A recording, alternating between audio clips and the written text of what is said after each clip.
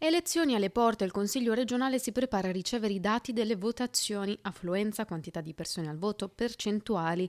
Gli exit poll saranno gestiti in questa tornata elettorale da un comitato tecnico e uno scientifico, tra cui Università di Padova e Utrend. Nell'occasione di queste elezioni l'università, con questa componente interdisciplinare nel comitato scientifico, si propone di analizzare l'andamento delle elezioni e con questo strumento nuovo algoritmico anche l'uso degli aspetti informatici e del pensiero informatico per arricchire questo studio anche con un software. Entrerà subito dopo che ci saranno i primi dati per commentarli, per provare ad approfondire un po' le analisi, provare a renderli divulgabili per chiunque, comprensibili per chiunque. Cercheremo di portare un po' di mappe, un po' di analisi originali, quando ovviamente i dati però inizieranno ad arrivare. Sarà dunque il Consiglio regionale a raccogliere l'andamento dello spoglio. La presenza del comitato scientifico